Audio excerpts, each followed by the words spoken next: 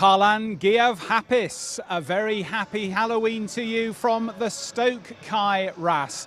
Wrexham back at home this evening against table-topping Coventry City, who travel to North Wales on the back of 6 straight league wins. Frank Lampard's table-toppers will be a stiff test for Phil Parkinson's side, who will be buoyed by their point at high-flying Middlesbrough last Saturday, and hopefully not too deflated from the disappointing cup exit against Welsh rivals Cardiff City in midweek. Joining us in the Matchday Live studio on this night of trick-or-treating, we've got the wizard himself, Mark Howard, and anyone less like a witch than Mia Roberts would be hard to find, but I guess it's kind of what you have to call it on Halloween night. Lovely to see you both. Welcome. I've never been called a wizard before either. Never between the sticks. Well, maybe a few times. Coventry City in town tonight. Mia, they're in red-hot form. Perfect. I think it really does sort of mirror that Middlesbrough game, the sort of feeling about it coming into it, and just generally I think the sort of setup of both sides a bit too, and obviously two brilliant managers who've got their teams into really good positions in the league at the moment, but yeah, this Coventry team at the moment are far ahead of everyone else. It seems the only team in the EFL and Premier League that remains unbeaten, so it's going to be some task for Wrexham tonight, but you know, I've said it before about this team and the mentality of this club, where we have a knockback, we normally seem to respond very well. A team with the top leading scorers in the division, Mark, and arguably the division's in-form goalkeeper at the moment. There don't seem to be too many weaknesses in Coventry's artillery, but where might Wrexham put some pressure on tonight, do you think? I think Wrexham are going to try and start the game quite fast, probably take the game to Coventry, which I don't know if Coventry have had much of this season. I think Wrexham will press high. I think they'll try and force a few errors from the Coventry defence. But yeah, they're very good in the ball, very good in possession, and they score a lot of goals. It's going to be a tough game for Wrexham tonight, but off the back of the Oxford game here at home and the clean sheet, I think there'll be plenty of confidence going into that and something to build on. Well, Phil Parkinson hasn't been shy in making changes this evening. Let's have a look at the starting 11 for Wrexham, because it sees 4 changes from the 11 deployed last Saturday at Middlesbrough. We knew that Lewis Brunt was going to be missing. He's going to be out for some weeks, having had an operation. And with Callum Doyle still completing his 3-match suspension tonight, Dan Scarr returns to the defence. We think it's likely that Dom Hyam will switch to left centre-back. Dan Scarr will drop in to the middle. Then in midfield, Ben Sheaf returns against the club for whom he appeared almost 200 times.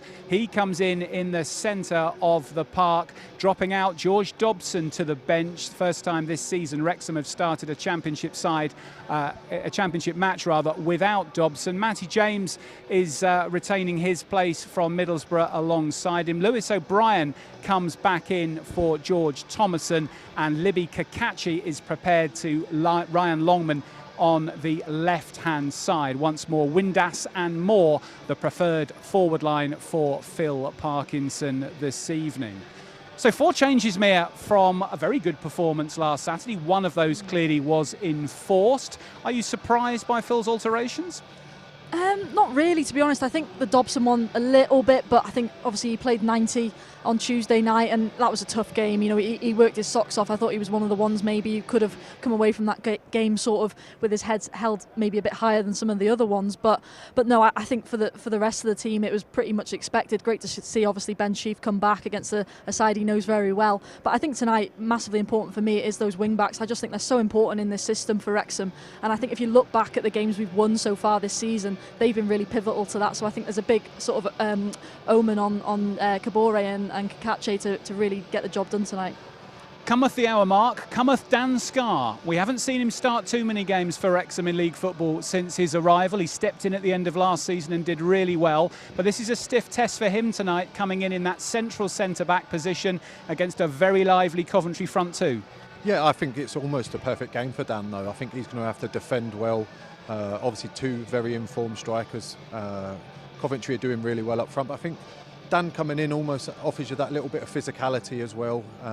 He'll know when to clear his lines, when to get Wrexham up the pitch, and I think that's going to be a key feature. Obviously, Hyam moving over to the left and Maxi on the right, they know how to play football. They're good on the ball. It's actually quite a good strength, actually, that Dan's coming in for this game tonight. I can see him doing really well tonight, and yeah, just being physical, knowing, having a bit of presence in defence, and yeah, just doing the basics well and clearing his lines. Well, just before we came on air for Match Day Live this evening, we had the chance to catch up with Wrexham manager Phil Parkinson. Phil, back at the Stoke Kairos just a few days after the Carabao Cup exits. What are your thoughts ahead of Coventry City coming to town unbeaten? Yeah, we've got to take our performance at Middlesbrough and Oxford into tonight's game, and obviously they've had a great start to the season, but been very pleased with how we played at Middlesbrough against a top team, and we're looking to replicate that level of performance.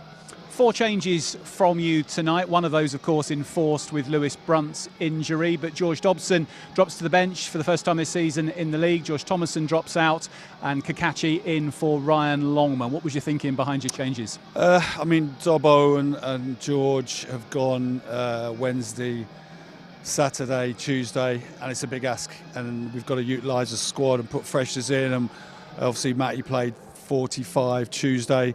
Sheafy's ready, so it's just logical really to freshen the team up. Ben Sheaf had a few minutes this season for Coventry City. Has he been able to give you any insights in the dressing room this week? Yeah, we've had a chat with Ben about a few of the players, but obviously we've got a decent knowledge on them as well between myself, Steve and the analyst team. Yeah, but obviously Sheafy's given us a few useful insights. 2 fullbacks who are starting for the first time for Coventry tonight in the Championship this season. Does that give you a potential opportunity on the flanks, perhaps? Yeah, I mean, obviously, delight for us to have Libby and Iz out there. I think 2 really dynamic players, and it's a good opportunity for us to hurt them in those areas tonight. And yeah, obviously, it's just they've made changes, one in force with a suspension, and the other one a tactical decision, or just, you know, Frank just thought he was more suited to tonight. So yeah, both good players though, and we're going to have to be right at our best to get a result, but you know, I'm confident we will be. Coventry 6 wins on the spin, top of the table, very free scoring as a team. What are the areas that you're going to particularly focus on to try and stop them tonight, Phil? Yeah, I think it's similar to the Middlesbrough game really. I thought the structure was really good, and it's a team buy-in to what we have to do out of possession, but also making sure we've got the confidence and belief to play, like we've been stressing lots of times that, you know, we obviously set up to how we're going to, our structure without the ball, but you know, we've got good players, and I want the lads to show that again tonight, like they did at Middlesbrough, like we did in that first half at Oxford, up to the sending off, where I thought some of the football we played was outstanding. So, you know, that's what we're looking for the lads. It's both sides of the game. It's not just setting up to stop them and not playing with that confidence and swagger on the ball. Both sides need to be really good tonight to get a result. But it's a great challenge for us. We've worked very hard to get games like tonight over the last 3 seasons with the 3 promotions. And, you know, we want to really test ourselves against the team who were in the playoffs last year, and obviously are aiming for one better this time round. Phil, thanks so much for joining us. All the very best this evening. Thank you. Cheers. Phil Parkinson giving me his thoughts ahead of tonight's match with Coventry City just before we came on air for Match Day Live tonight. This match, of course, an 8 o'clock kickoff UK time. Mark, you've been in plenty of Phil Parkinson training sessions and dressing rooms in your 3 years here. What will have been his messaging this week to try and get a reset after the disappointment, not just with the result on Tuesday, but the performance? I think it'll be straight focus on the league now. Let's get back to business. I think, although Coventry are a very, very, very strong team, I think he'll almost see this as a positive reaction. He'll use the result the other night to really galvanise the players and make sure that they're focusing their attentions back to the league. Obviously, it's so much more important. Cup runs are lovely. If you don't get to the final, is it worth it in some regards? So no, I think that Phil will really be focusing on the task in hand. He would have had a meeting, put it to bed, the Cardiff game, and just really been focusing on what the task ahead tonight. Mia, as a manager, he will look at Frank Lampard's record at Coventry, and we'll get into that in a bit more detail in a while, but in particular in the last few weeks with 6 straight wins. Do you think that his approach tonight will be about trying to stop Coventry or trying to win the game himself? I mean, can you stop Coventry at the moment? That's what we're going to have to. We're going to see in 90 minutes' time. But no, I think as much as you obviously have to look at them, you've got to focus on ourselves again as well. And I think listen, I think if on Tuesday night, if we put the team out we did, if we put the team out that we have tonight on Tuesday, I think that affects that mentality a bit again, because there were so many changes on Tuesday. I think that helps us in the sense of the boys coming back in, the likes of Dom Hyam, Dan Scarr, coming back into the side in terms of the starting 11. They're bringing that same mentality that they finished off in Middlesbrough. So you've got hope that that's just still in there, and I think it is. I think we've got enough experience in there to fight back, and I totally agree with Mark. I think it's in some ways the sort of perfect game to go back straight into it. But you're playing top of the table, you're playing the absolute best at the moment, and I think they just need to relish that tonight and really sort of put on that show and prove a lot of people wrong. Well, these two sides haven't met in a league fixture for 63 years. You've got to go back to 1962 to see the last time that these two squared up in a league encounter. But of course, just under 3 years ago, there was an epic FA Cup tie between the two teams. And Mark Howard with us tonight was between the sticks that day for Wrexham. I think, Mark, if you asked a lot of fans of their great memories of the recent era and picked out 2 or 3 games, Boreham would always be one. But I think the Coventry Cup tie, particularly for those who were there, was another one. What was it like to play in? It would be no different for the players as well. We'd pick that game as one of our memorable top 3, top 5. I remember the warm-up significantly. The wall of Wrexham fans and the noise they were making, it just had this, there was something in the air that night that we just knew. It gave us the confidence that we knew that we had that backing behind us, and I think it put Coventry off of their game, and I think that it was a huge credit to the Wrexham fans that day that they really dragged us through. Obviously it was a great performance from the lads on the pitch and that, but yeah, it did feel like we had an extra man. We're having the chance, of course, to catch up as a reminder on the goals that Wrexham scored that day, Mark. It was really a day where Wrexham were on the front foot from the very start. Sam Dolby's header, which we've just seen, Elliot Lee's cross shot, no one really cared, did they? But then, of course, there was the stirring Coventry fight back even when they went to 10 in the second half. Can you remember sort of looking at the clock in the last few minutes as it was ticking down? Yeah, definitely. Obviously, the later stages of the second half, once they've scored their free kick, it was a nervy end, but I think it was just deserved.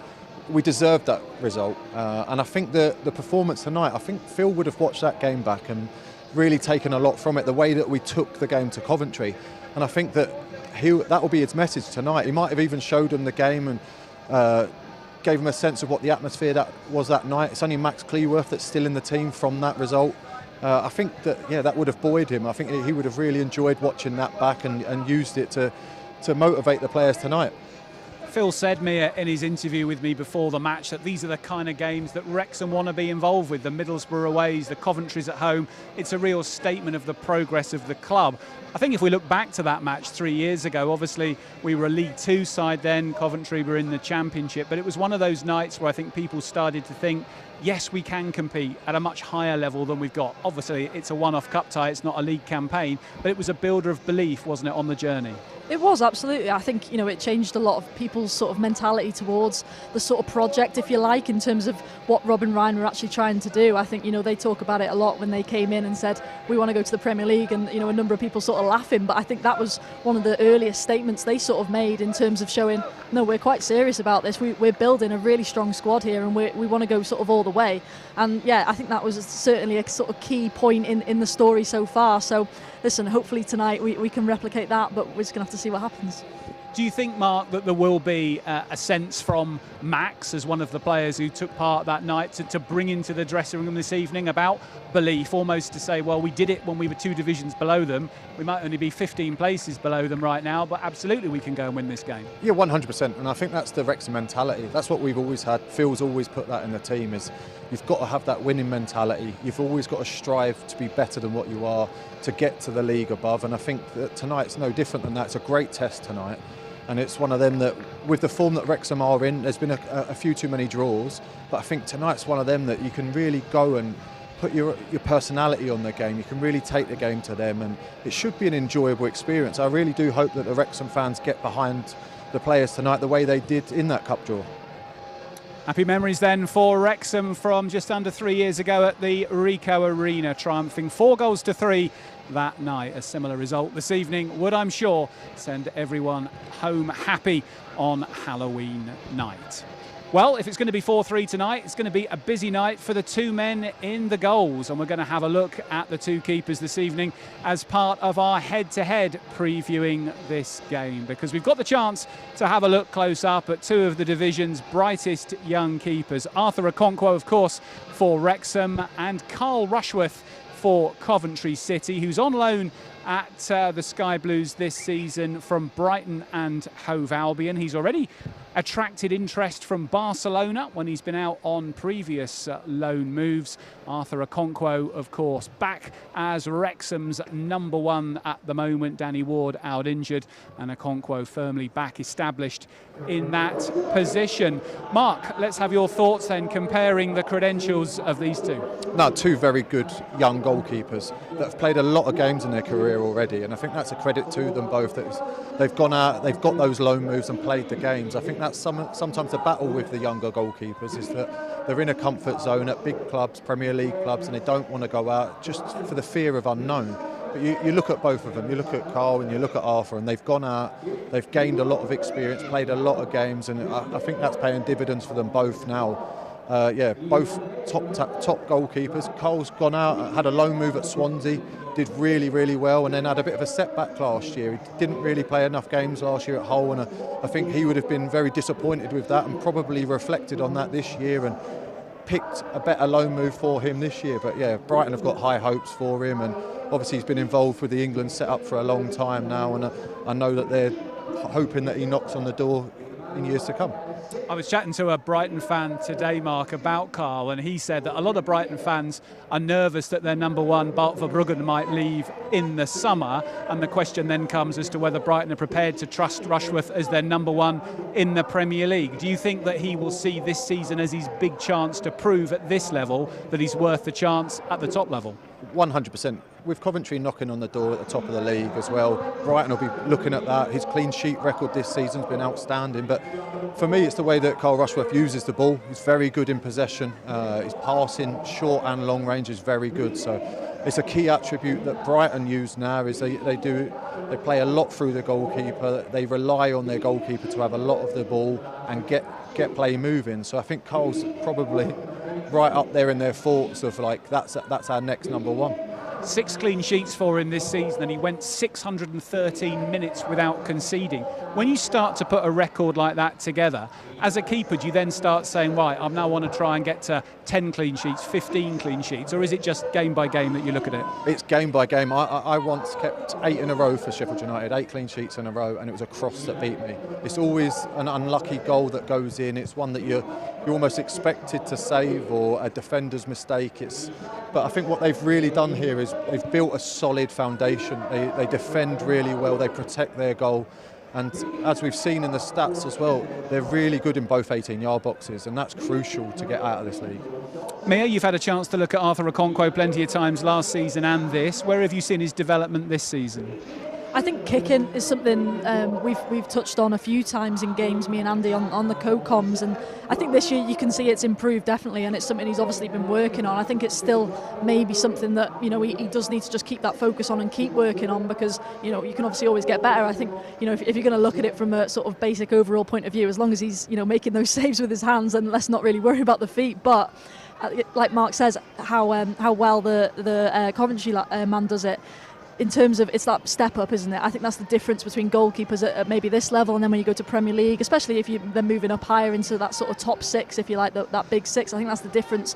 Teams nowadays, like we've spoken about, want to play out from the back. They want to be able to trust their goalkeeper and use him as that extra man. And I think even in sort of the style we play, sometimes when we do go that little bit more direct, for Arthur, it's about making sure he can always hit Kieffer Moore, for example, and making sure he hits the right spaces of the pitch. Carl Rushworth and Arthur Okonkwo then, two key men tonight as their respective sides try and pick up 3 points in the first match of this round of Sky Bet Championship action. The majority of the games, as ever, taking place tomorrow. Well, a week ago, Wrexham made the long trip to the northeast. Middlesbrough, one of the more daunting trips in this championship calendar, but it was a strong Wrexham performance that on another day might have yielded all 3 points. Let's have a reminder of how this one played out. He's got his man isolated as he cuts inside. He's got an overlap. It's a shot. Good save by Bryn. And a promising start that by Wrexham, but Yeah, Longman used that dummy run by Thomas at the 6-yard box. It's played short and then fed to the edge of the area. Windas might hit this. He does hit it. Deflection! And Wrexham take the lead. If you don't buy a ticket, you don't win the lottery. And Windas was a long way out, drilled it in, but a defender waved his foot in front of the keeper and deflected it into the top right corner, unsavable for Bryn. And Wrexham, Thomason, right side of the box, only Moore inside him, tries to play a return ball to Windas, it wasn't on, Thomason wins it back and Windas' shot deflected just over. That could so easily have been 2-0, and the Middlesbrough fans furious at that, weren't they? Signals Moore is trying to lose his man. Ball swept in dangerously and Scar gets up, heads it into the goal mouth. Good punch by Bryn, headed back towards goal, and two defenders go for it. They're lucky it falls to a teammate as they're still on the left. Ayling still shouting, he's made the run now into the box. Hunter Senna instead, chance to shoot, he's forced wide. That's fantastic defending. Cleworth not only runs him off the ball, he wins the goal kick without touching in position, but you could shoot from here. He floats it in instead and it ricochets dangerously. Conway will keep it alive, pulls it back to the edge of the area. Hackney first time cross, a good one, but Senna gets up and flicks it wide to build pressure. Ball fed up towards the edge of the box, crowds all over. It's a world-class ball by Hackney, but Okonkwo saves Conway's shot. What a beautiful pass that by Hackney, but Okonkwo was alert. His bypass to Senna. Return pass for Hackney is a good one, he pulls it back and well done Okonkwo. Conway was waiting for a tap in, but here's O'Brien, level the edge of the area. Moore makes a run to the near post. O'Brien carries it in, looks for Moore, free header, missed. He's hit the bar, he had to score. Free the ball out wide to the right-hand side by Brown. Cross to the far post by Target. Oh, and that's a disappointing goal to concede as Conway heads it in, but he really pushed past. So here's the free kick shooting opportunity. Drilled in, an easy take for Okonkwo. Hackney it was. Put it up on the corner flag and then floats a good ball to the far post. Space for Ayling to bring it down and try the shot. Good save, Okonkwo. That looked like it was curling into the far top corner. Great strong top hand. The point shared then at the Riverside last Saturday. Josh Windas' early goal giving Wrexham the lead, but in the end Hayden Hackney's equaliser, meaning Wrexham had to settle for a point. Mia, I seem to remember that you called out Hayden Hackney as the danger man before that game, and you were certainly proved right. When you reflect on it, do you think a point was a fair result?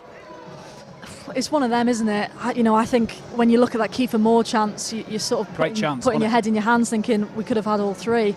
And I think that's been the case for quite a few games this season, not just Kieffer Moore, but a few of the games where we've had these big chances. I think back to Southampton day one, a number of them really where it is fine margins, but that for me is the definition of the championship. It's just so tight. A game can be won or lost, just like that. So no, I think you've got to give credit to Middlesbrough. They did put us under a lot of pressure, but I thought we stood up well to that pressure, so I think it would have been just as fair for us to walk away with the 3 points. But again, I think it does, like I say, mirror itself sort of to tonight's game. I think it'll be interesting to see how Coventry do come at us. I'd be surprised if they didn't go, sort of all out attack like Frank Lampard likes to see them do. He's just got them playing with so much freedom at the moment, and we've just got to hope we're able to again sort of stand up to that. As Mia mentions, Frank Lampard, the man in charge of Coventry City. We've got a chance now to have a little bit of a look in comparison with Lampard and Phil Parkinson, because Lampard has been in charge at the Ricoh Arena for a year. Mark Robins was the previous manager at Coventry, well loved by the fans. He achieved 2 promotions, and Lampard hadn't always been successful in his stints in the Premier League. But if you have a look on screen there with that win percentage of 55.3 and 28 points already accumulated this season, he's looking a very shrewd piece of business. And he's making his first trip back to the racecourse in 30 years. Back in 1995, he was on loan at Swansea City and fouled Mark McGregor for a Wrexham penalty, converted by Carl Connolly. I wonder, Mark Howard, if Frank Lampard remembers much of that night. Perhaps not. I think he probably does, to be fair. I think he's actually spoke about it this week in the press. I think it's an exciting prospect tonight, and I think that one that Frank Lampard's team will be looking forward to relishing, but hopefully Wrexham can spoil that. I sometimes think, Mark, when you've got a player who's had such a success as Lampard did over such a long period of time, they tend to get fast-tracked into Premier League jobs. Wayne Rooney would perhaps be another example there, without kind of learning the trade coming up through the lower leagues. If you look back some years, somebody like Martin O'Neill starting out at Shepshed Charterhouse and then Wickham and learning that way. It seems now, though, that Lampard, having had one or two false starts, is really finding his identity as a manager. Yeah, 100%. And he's had some great managers to learn from. And I think that's one of the things he's probably picked up along the years, is he's probably taken bits of some managers and bits of others. And it just shows that he's really developing his own team, his own style and his own squad. And you can really see that the way they play, and they do play with that identity that he wants. Mia, the long throw is a weapon that Lampard has drawn on this season, but the player who delivers those is out suspended tonight, so that's not a weapon Wrexham need to worry about. But with the two strikers in red-hot form, Haji Wright and Thomas Asante up front as well, then I think Wrexham has certainly got to be aware of pace in behind, and potentially some quite direct play. Yeah, definitely. I think both of them two that you've just named are right up there in terms of obviously the scoring stats this season, but also just their general sort of striker play. I think both, particularly Haji Wright, his physicality is such a huge part of his game. You've also got someone like Ellis Sims on the bench as well, who's equally just as big and strong. So I think that's something that they're looking to utilise again, and similar to that sort of Parkinson style of striker, that they'll come back and do it defensively as well in their own box. So that's a real credit for Frank Lampard. But yeah, two real handfuls tonight, as well as sort of the rest of the team. Really, I look at the two wingers in Mason Clark and Sakamoto on the right hand side as well, and there's a lot of talent on that pitch, and like I say, a team that's playing with a lot of confidence and a lot of freedom can be very dangerous.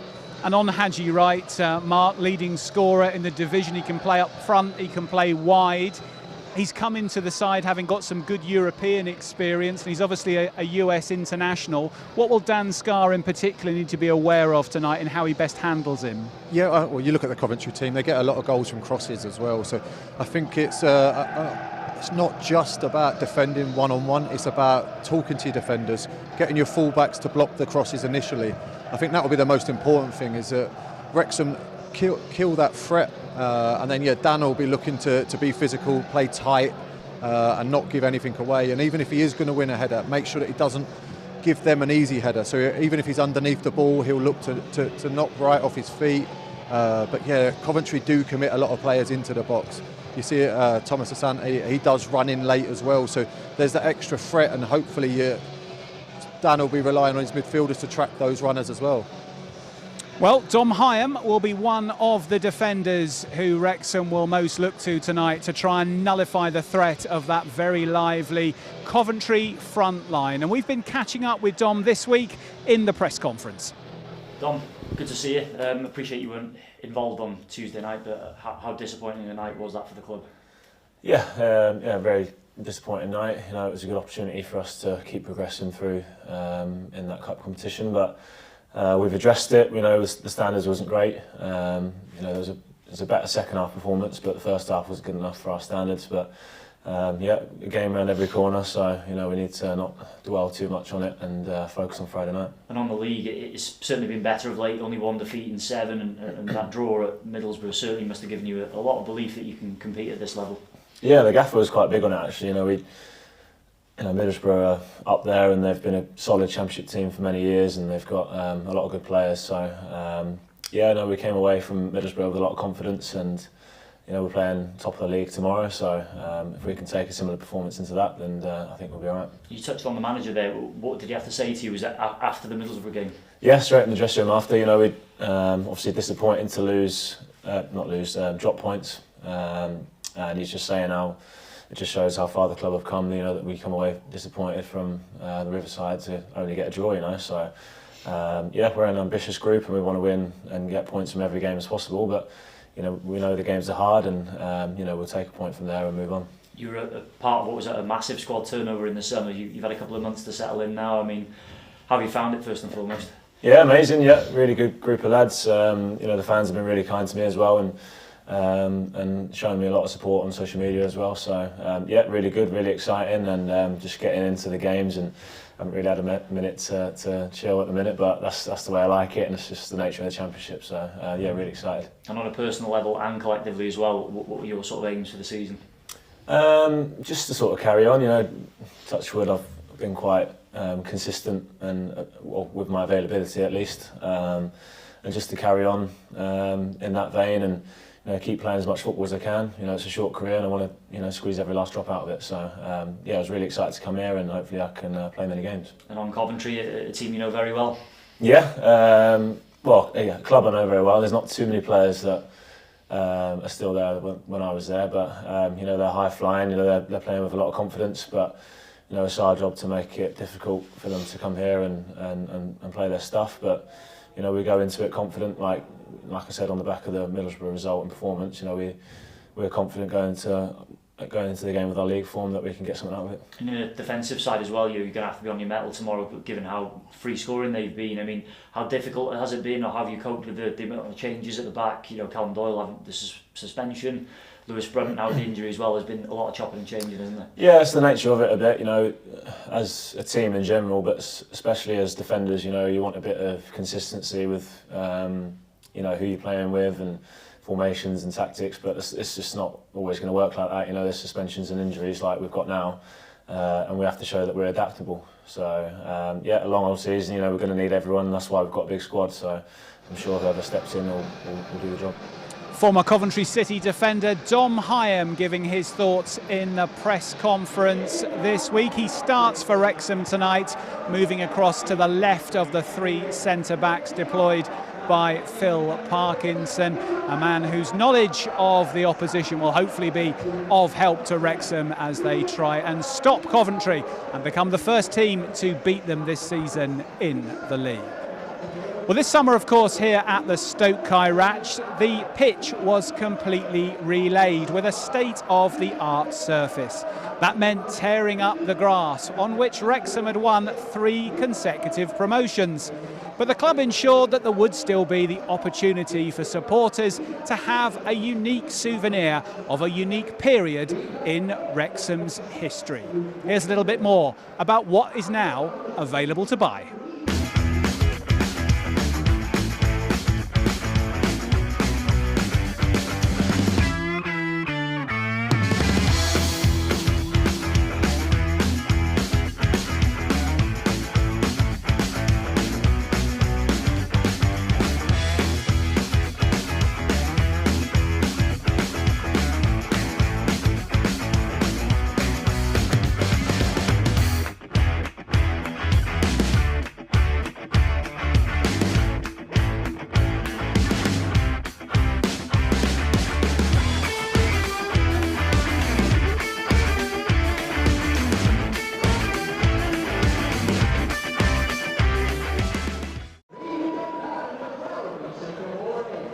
And if you'd like to purchase a unique piece of Wrexham football history, head to the club website. You'll see all the details there to buy a pitch cube. Or, of course, you can drop into the club shop here at the Stoke Kairatch or in the Eagles Meadow Shopping Centre in the town centre. 1,864 pitch cubes have been cut from the centre line, and there also are a range of other items. So check out the website or pop into store if you fancy owning a piece of Wrexham history.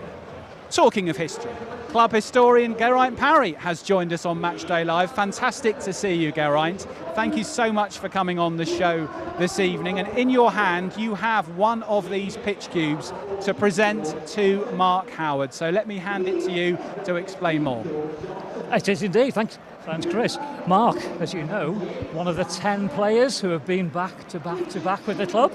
On behalf of the club, we've done 10 of these unique grass cubes, so to present it to you for your contribution and thank you for all your efforts for the club and getting us to where we are now. Amazing, thank you very much. That is an amazing gift, something that I wasn't expecting. I think I had a text exchange with you last week and I wasn't expecting this. That's incredible, thank you very much. No problem. And your time with Wrexham over the last 3 years, probably one of your highlights might well have been Coventry, as we're playing them tonight, that amazing FA Cup tie. But I'm sure you've enjoyed the whole of those 3 seasons with the club. 100%. It's been the best experience, especially when you get to my age and my career that I've had, and I'm at the latter stages, and then I came here not really knowing what to expect. joining a club, I think I was 36, 37 at the time, in the National League, and then to go back to back and to have that to commemorate it as well. It's just incredible. Yeah, what a club. It is amazing to have 10 players who have come through such a rise. I start to pinch myself where we are. We should be playing the National League side, shouldn't we, at the moment? But to be up there, to be playing Coventry, to be going to place up Middlesbrough and Leicester, and it's all thanks to players like your good self who have all contributed on the way to get us where we are today. Thank you very much. Thanks for having me as part of the journey. And Geraint, a big thank you to you as well, because it's the first time we've had the chance to catch up with you on Matchday Live since you've moved on from being club secretary. 24 incredible years of service through the thick and a heck of a lot of thin. And thank you from everyone at the club for everything you've done, night, often and day, to keep the club going, to bring nights like this when teams like Coventry come here to play championship football. And of course we wish you all the best in an exciting new chapter as historian. Yeah, thank you very much. People have been so kind to me. I've had so many nice messages from within the club, from supporters, from within the whole of the game of football. It's really nice how people do remember you and come back to you, and it's very humbling as well, I have to admit. But it's not just me. It's teamwork with Mark here and all his teammates on the pitch. It's teamwork off the pitch. And there's so many people from the trust, from just genuine individual supporters who have contributed over an awful long time to make sure the club survives and to put it in a position where Rob and Ryan have been able to accelerate our progress up the leagues. Unbelievable. Beautifully summarised. Geraint, thank you so much for the presentation. It's been great to have you come on to Matchday Live and present that to Mark Harrod. Geraint Parry, the club historian here at Wrexham AFC, so many years the club's secretary here, keeping the ship afloat when in many other clubs it would have sunk without trace. Mark, where are you going to put that? Straight on the mantelpiece. Easy option, yeah. With my medals, of course. Yeah, incredible, really. Like, people like Geraint, you don't realise what he does behind the scenes and what he means to the players as well. The work that he's done for everyone and the type of person that he is, and he's so reliable, so dependable, goes about his business and he's humble. You listen to him then and he's passing the credit on to everybody else, won't take any of it himself, but there's so many people around the club, Ewan, the kit man, Chow, the groundsman, the club's special. Being part of it is just amazing, but yeah, what you know as players and what we've achieved on the pitch, it's we couldn't have done any of it without any of their help, and yeah, huge credit to what they've done. Well said. Mia, born here, bred here, life without Geraint Parry in the secretary's chair is weird to contemplate, right? We wouldn't be stood here today. I think that's pretty safe to say. I remember, coming to the grounds as a little girl with my dad, and Geraint was the first face you'd pretty much see as you come in, as you leave, every single time. So he is Mr. Wrexham. I'm sure he shares that with Mr. Joey Jones as well. But absolutely, we wouldn't be stood here today without Geraint Parry. Just coming up to kick-off then, 7 minutes or so before we start tonight's game between Wrexham and Coventry City. Let's have a reminder of the league table as we go into this game, because it will just sharpen our thinking a little bit as to the task ahead for Wrexham this evening. Frank Lampard's Coventry City played 12, 8 wins, 4 draws. They are yet to be beaten this season and they are out in front. 34 goals scored, just 9 conceded. So they have been efficient and effective in attack. They have been miserly in defence. And just look at that gap, Mark, in the goal difference. 25 goals for Coventry in the goal difference column and no one else in double figures. Yeah, incredible what they've actually are achieving. Like I said, the tale of scoring in one box and keeping it out in another, and that just goes to show where they are in the league. Yeah, they've been incredible, and I think we've all been waiting for the teams that got relegated out of the Premier League to do something this season. So it's really exciting. It's really good to see other teams knocking on the door, teams that have been stalwarts in the Championship, the likes of Preston and Millwall now really pushing on, and yeah, I think that's full credit to the league and how exciting it is this year. Wrexham in 16th tonight, Mia. They can go into the top half with a win. Of course, most of the teams playing tomorrow. How much of a confidence lifter could it be if Wrexham could back up that first home league win against Oxford last week with one tonight against a team that no one else has managed it against? No, I think it would be absolutely huge. You know, what that would give to the dressing room would be absolute. You know, you can't really underestimate how big that would be. But, you know, I think they've just got to go into it like they did at Middlesbrough. And listen, we saw what they did at Middlesbrough and what sort of confidence that gave them that day. I think that's what's been building so far this season in terms of getting that confidence in that group, because it's still a very new group. They're still learning each other's sort of roles in this squad. But they're really getting there. Phil Parkinson's touched on that every single game, no matter what the result has been, that they're still, you know, getting to know each other on and off the pitch, and it's coming. You can feel that. But yeah, tonight's a really big one. I think obviously with it being the Friday night game as well, can you get a win ahead of everyone else and have a, you know, bit of a relaxing weekend and sort of, you know, just enjoy it?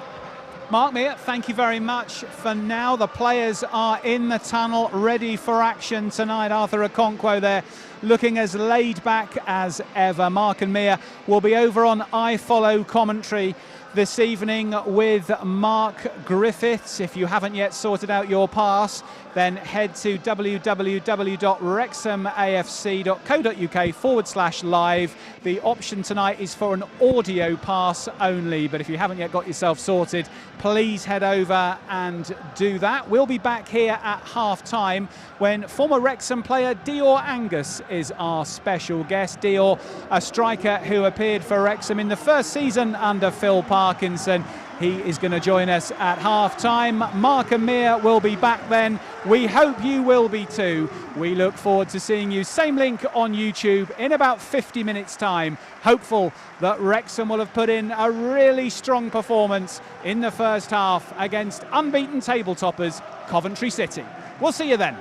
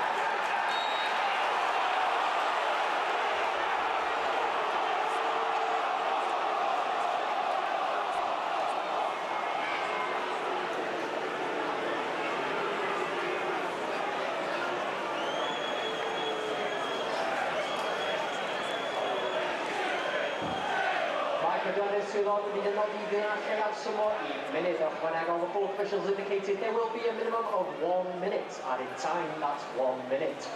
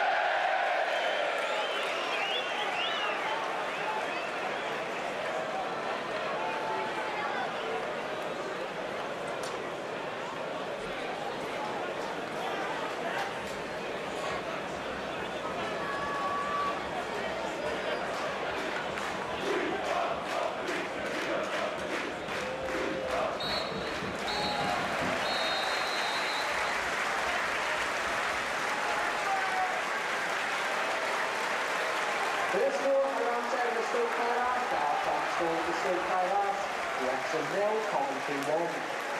Bydd y gêm nesaf ar y stwlc arall ar yr wyliad o'n dachwedd yn erbyn Charlton gyda kick gyntaf Antri o'r gloch. The man in the next home game here at the Stoke Kairos is on November 8th when Charlton are the visitors for the last direct championship match, which will kick off at 3 p.m.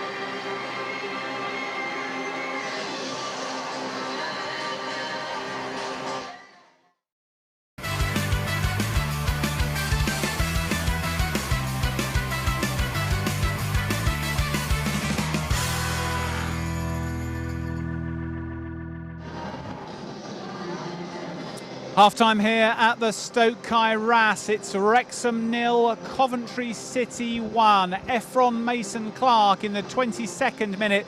The difference between the teams at half-time. A beautifully worked goal and a very neat finish from the left winger, proving decisive at the moment. Wrexham have shown plenty of spirit in the final third. Lewis O'Brien bringing out the best in Carl Rushworth on a couple of occasions. Josh Windas often at the heart of much of Wrexham's threat, but it hasn't quite clicked in the 18-yard box for the home side.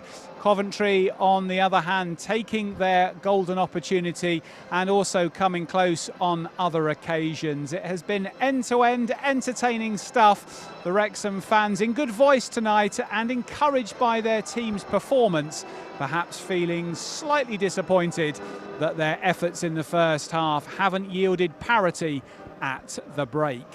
Mark Howard and Mia Roberts have been on co-coms in the first half. Mia, how would you sum it up? Yeah, I think Wrexham will be really frustrated to go in 1 down, to be honest. I thought they had some really brilliant moments in that first half. They were finding gaps in that Coventry back line a number of times and have created some real decent chances. And yet again, we're sort of saying it, that it's these fine margins that are just keeping us out. And, it's really frustrating, but they've got to take a lot of positives from that and go into the second, sort of feeling really good. I think the goal conceded, it is well worked. Sakamoto talked about in pre-match, he's looked really bright again. He wants to be just straight, really direct at Wrexham's goal, and it's a great finish. I think, Wrexham will be a little bit unhappy about it. I think in terms of Kabore, I think he's maybe just switched off a little bit and let Mason Clark go past him, and just maybe caught ball watching a little bit and not had that, bit of communication with Max Cleworth. But I think on the most part, Wrexham will be really happy. I think Lewis O'Brien's doing a brilliant job in the midfield. Mark, touched on it about how he's sort of doing that man marking role on Grimes, and I think he's doing that really well in terms of defensively. And then going forward, he's sort of saying, well, I'm sticking with you up there, but then I'm going to lose you when I go forward, and he's done that really well, and that's causing Coventry a lot of issues. Mark, do you think in the Wrexham dressing room the overarching feeling will be of frustration that the goal was gifted to a point with a lack of tightness on Ephron Clark, or just a recognition it was nicely worked and he did well to find the space? I think a bit of both. I think there'll be frustration. Brilliant. I think that the goal was frustrating. I think Dan Scar's maybe 2 yards too deep and is playing him onside. Corey, like Leah said, has switched off, and it lets them in. Yeah. Mia, perhaps you can swap your mic with Mark for a second here. We're just struggling on Mark's mic. But sorry, Ephron Clark, just talk us through again how you saw the goal, Mark. Yeah, no, I think Wrexham will be slightly frustrated with the goal. I think that obviously Dan Scar's playing him onside, I think maybe 2 yards too deep, and it's a very good finish from Mason Clark. But yeah, like Mia said, Kabore's slightly napping. I would say it's a frustrating one because Arthur thinks that he should maybe come because of the height of the defence, but I don't think it's there for him to come. So maybe if he is aware of that, he might stay a little bit deeper and have more chance to make the save. But saying that's a very good finish. Let's have a look at the half-time stats then to see how the stats played through in that opening 45 minutes. Wrexham certainly looked like they were competitive in most regions. Let's have a look. Possession is pretty much level pegging. Coventry with 10 shots to Wrexham's 7, forcing an extra couple of corners. But Mia, overall, that tells the tale of a pretty even half. Yeah, it does. I think for me, successful crosses has been a big part of it. I think Wrexham, they've been putting the balls into the box, both Kabore and Kakache at the heart of that, but it's just finding that Wrexham head in the middle of in that box, and that's just not quite what we've been able to do so far in this game. But they've been mixing it up as well. Lewis O'Brien had a good opportunity outside the box with a strike on goal on target, which was good. But yeah, I think that's the difference at the moment for Wrexham going forward. We'll take a look at the defensive stats now with Mark, and then we'll bring in our special half-time guest, Dior Angus, to catch up with one of Wrexham's former players from recent years. Defensively in this game so far, well, we've got level pegging on tackles, 1, Coventry with a couple of more interception, but the clearances shows quite a delta. Mark, how do you see that? Coventry having to clear their lines on 20 occasions, Wrexham just 11. It just shows that Wrexham are putting so many crosses into the box. And I think it's a credit to Wrexham the way the Coventry are defending. Obviously, Rushworth's made a great save from one of them. And yeah, it's just that sustained pressure from Wrexham, which has been brilliant. It's just that final product. Trying to find Kieffer Moore is not the only option. There are chances for the third man run, the cutback, and yeah, it's just lacked a little bit of quality when putting those balls in. But yeah, Coventry have dealt with everything very well. Dior, lovely to have you join us at half-time. A man with split loyalties tonight, I think, because Coventry born and bred, an ex-Wrexham player, but a Coventry fan? Absolutely, born and bred Coventry and Coventry fan, so we could say it's not a bad half for me so far. What have you made of Coventry's start to the season, Dior? Because your side have really set the pace. Did you expect them to go this well? I don't think anyone did. We obviously went close last season, and to see us progress the way we have has been brilliant, and they're tantalising at times. But tonight I think Wrexham have held them really well, had the better chances, but Coventry have took their one chance that they've had. Probably why the difference of where they are in the league, but Wrexham have scored a lot of goals from set pieces this season. They look to threaten the first half, so I think that's where they can look to get their goals. Mark Robbins' departure from Coventry was a bit of a surprise to the wider football world. Dior, he'd done so well at the club, and when Frank Lampard arrived, people felt perhaps a little bit, has he really earned this right? Has he got the history that suggests he's going to be successful? Have you been surprised at just how well Lampard has done? Yeah, absolutely. I credit to him. I think there's a lot of Coventry fans, myself included, that have been wrong about him. Probably didn't want him in. Who we wanted, I don't know, but maybe he wasn't the guy, and he showed that he is, and that's credit to him. A return to your Wrexham time then, 42 appearances you made for us here, 7 goals, including playing alongside this man for a season in Phil Parkinson's first year. What are your overriding memories, Dior, of your time at the club? My best memories are definitely being car school member with Chomp. I'm so pleased you've said that. I'll give you the money later. That was the highlight? We used to meet at a little dirt track in Lim, and then that second half of the journey was wonderful, wasn't it? It was so much better. Obviously, I was travelling a bit further than you as well. Yeah, we had some good times. You were here in the early Parkinson era, Dior, that first season, the oh-so-close, the Grimsby Town playoff defeat. Just give us a bit of a lens looking back, because in that first season there was still a lot that needed to change here. Can you remember some of your early experiences and what looked a fairly Spartan gym we had at the time, and other facilities that weren't quite as tip-top as they are now? Yeah, it's all part of the journey, isn't it? And it was a nice to be part of the process, because you can say, yeah, I was there when it was happening. To see where they are now, most importantly, it's just great for fans, because as a fan myself, I'm sure you guys are as well, of a club, it's when you've been through tough times, to have times like this is amazing, so it's great to see. Mark, when you see Dior again, which memories do you have of playing alongside him in that season? No, Dior's a great professional. He's got so much energy, his pace of running in behind it. He's a real threat, and it's no wonder to see how well he looks tonight. He's still looking brilliant, mate. Thank you, mate. I try my best. No, Dior's one of the most eloquent people I've met. Great speaker, really intelligent, knows his football as well. So yeah, no, it was a pleasure to share a dressing with you. And Dior, you're still playing, of course, representing Bootle in the Northern Premier League West. Is that correct? You are correct. How's that going? Yeah, not too bad. We're poor at home, but really good away, which is interesting. But no, it's nice to still be playing. Situations in life change, priorities. But no, it's still nice to be out there lacing up the boots. You were unfortunate with injury and illness here, Dior. When you left the club and you sort of said farewell to the stadium for the final time, did you have a kind of thought in your head as to where Wrexham might be 2, 3, 5 years hence? I think I said it in one of the lounges earlier. The season that Chomp joined, you started to see the progression. So when Phil came in, things started to change. Calibre of players that were coming in. A manager that I've never had where so demanding of what he expects from his players. In Phil? Phil, absolutely. And he gets the best out of players, and you're seeing that now. Dior, I remember I was at the women's team when we did some sort of filming here for one of Ryan's upcoming films. I remember you were on set that day, and just like us as the women's team, we found that insane, because obviously we'd never experienced anything like that before. I'm sure, for the men's senior side it was similar, but how was that, for I remember, I think we played Maidenhead on the Tuesday, got beat, and we came in to do part of a session, and Gaffer said, I think you're going to have a speaking part. I thought, yeah, good one.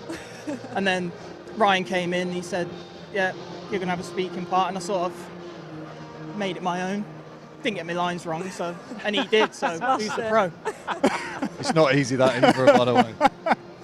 I know you're doing some PE teaching at primary school as well, Dior, alongside still playing. Yep. What are your aspirations here forward in terms of playing aspirations and some wider life hopes? I've definitely found a nice balance with life. Professional football is very intense. The sacrifice is really tough, as Trump will tell you. So it's nice to find a balance with work, bit of football, and family life as well, and living a nice, slow life. I'm definitely enjoying that. I live in a village, so it's all a bit of change from when I was at Wrexham.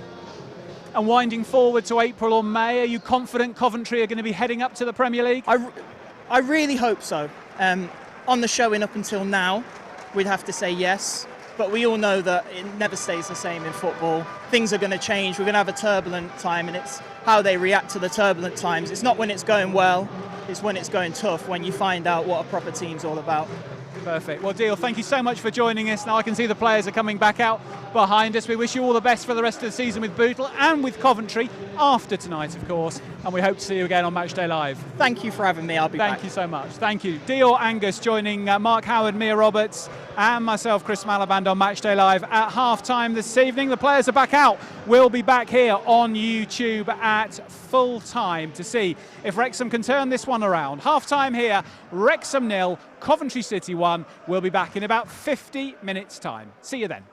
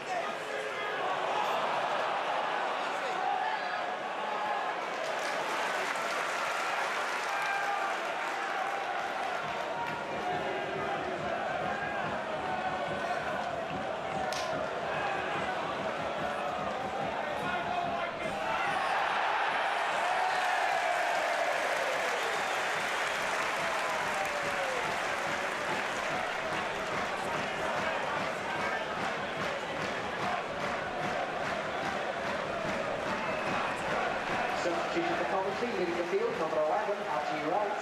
He's been replaced by number 9, Ellis Sims. And leading the field, number 23, Brandon Thomas Asante. He's been replaced by number 29, Victor Tall.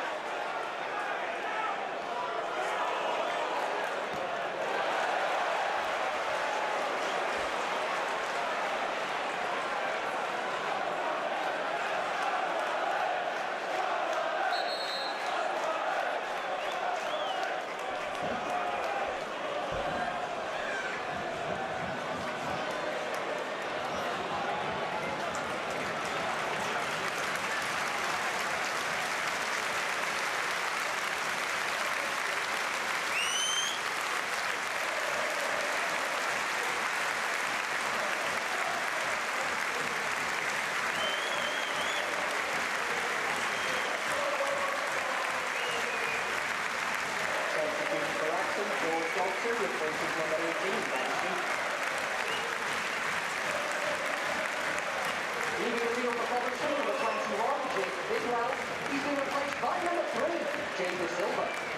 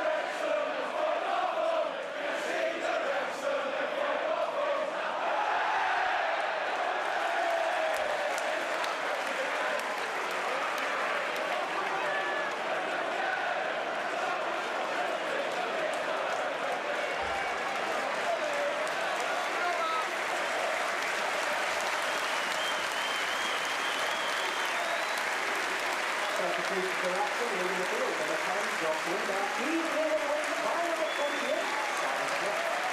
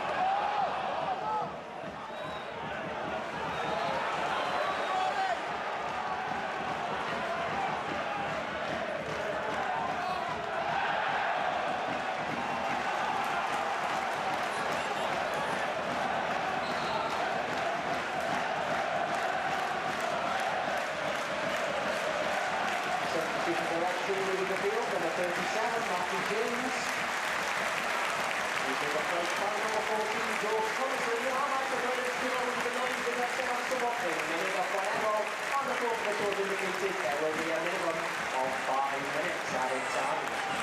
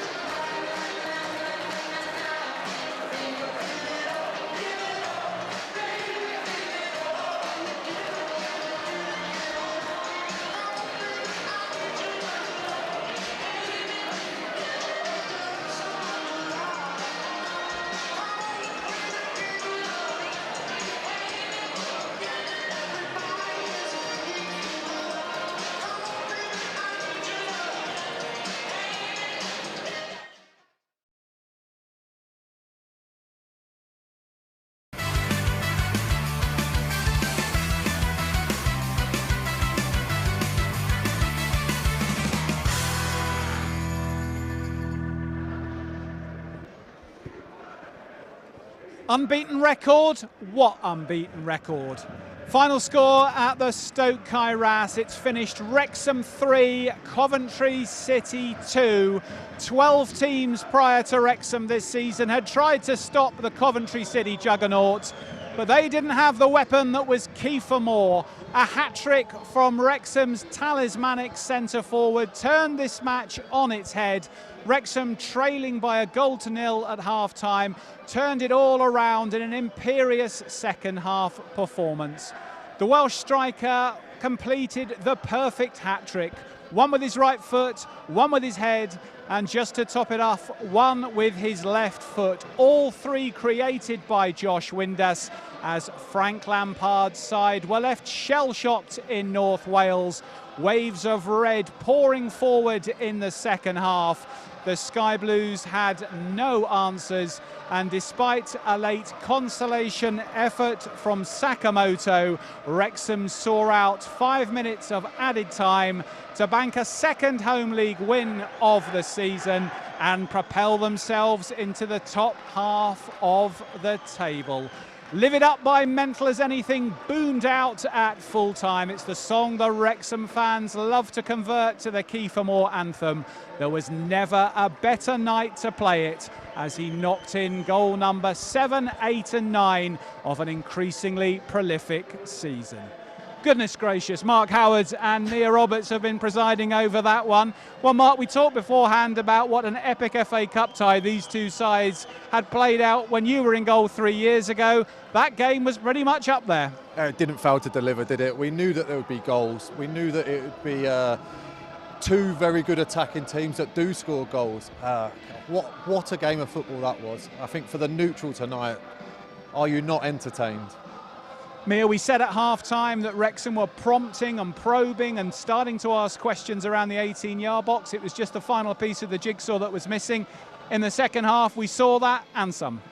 Absolutely. I totally agree with Mark. It was just a brilliant spectacle, I think, for both sides. I thought Coventry still had their moments. They still looked good, particularly in the first half, obviously, but I just felt like Wrexham just almost blew them away with that pressure they put them under in the second half. I said it on comms, I felt like they just had complete control. They sort of just knew where that game was going, and I think that's maybe something we haven't been able to necessarily say this season so far, but today that just feels huge. That feels like a really big moment in this squad sort of journey, if you like, with these new players.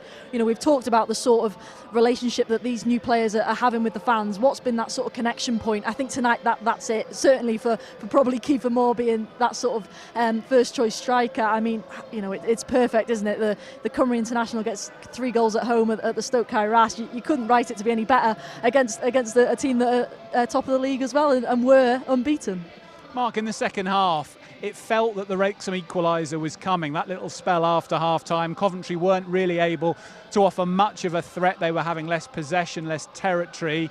It felt a sense of inevitability when the Moore first goal went in. Did you feel when that goal went in, that was the big turning point, the big unlock for Wrexham to believe they could go on and win the game? I think everyone here felt that. I think that there was the whole game tonight, Wrexham have put everything they had into that game. And I think they had to because of the strength of Coventry.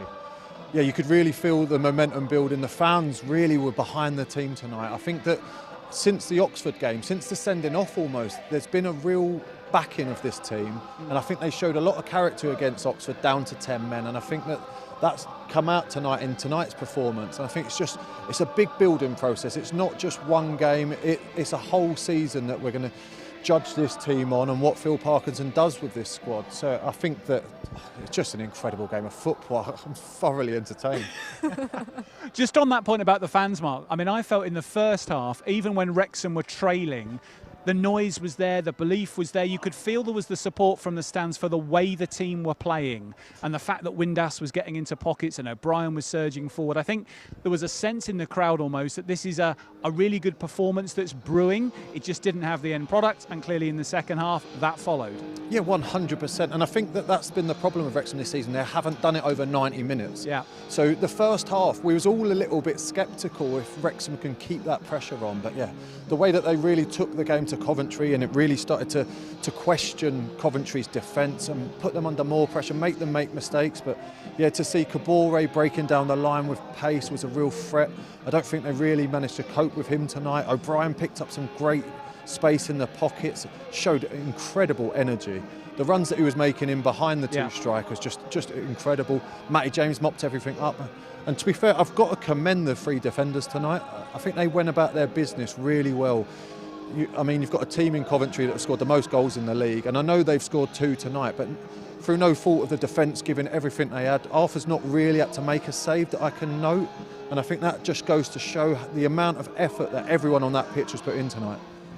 Kieffer will obviously get the headlines. We'll hope to perhaps hear from him a little bit later in the show if we're fortunate. But Josh Windas, the provider of all three, Mia, was that his best performance in the Wrexham Red, do you think? I think so. I think that's probably the best performance we've seen from pretty much probably the whole 11. Maybe you take Arthur out just because he didn't have too much to do, but he still played very well. But no, I thought them two up top were absolutely fantastic tonight. And that's, again, it's a partnership that we've seen signs of in this season so far, and they have worked well in moments. But tonight, I thought for probably the full 90, it just looked like they were on the exact same wavelength for the duration of the game, and it looked like they could have had even more as well. Of the Kieffer Moore hat-trick, Mark, all three different goals. The first one, delivery across the box from Windas, and Moore putting out his right foot, getting on the end of it to steer it home. The second one, a really neatly taken header at the far post. Not a huge amount of wriggle room to steer that in, managed to do so. And then the third, real composure on his wrong foot. So the complete hat-trick, but showing all aspects of his game. Just 3 very intelligent, well-taken goals. Yeah, like you said, to cushion it with the outside of your right foot, just to steer the ball home. Sliding in full stretch. The header, he runs the defender under the ball. Buys himself time, clever header near post. And then, like the last one, like you mentioned, he smashes it across goal, but it's the little bit of movement before that. And also, he stutters into it, buys himself time to clear his feet, and then rifle it across the goalkeeper. I said up in comms that all strikers in every shooting drill, coaches drum on at them, shoot low and hard across the goalkeeper. That's all he's done. He's made it look very simple. It's not an easy technique. It's a great hat-trick. It really is, and Kieffer Moore's confidence, his belief, clearly is going to build every goal he scores. But when you bank a hat-trick at home against the runaway league leaders, it doesn't come much better than that. Absolutely not. I thought, you could see the sort of confidence growing in him after he got the first, after he got the second, and obviously then the third.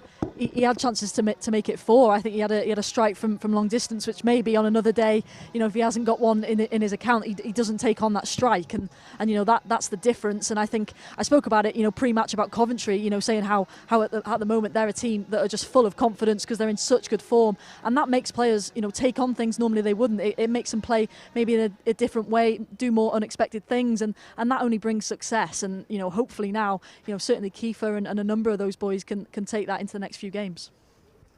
Coventry continued to put pressure on right the way through. Mark Sakamoto, beautiful finish. He really does look a good player, the Japanese winger. Great curling shot, no real chance for Arthur with that second goal that went in the 88th minute.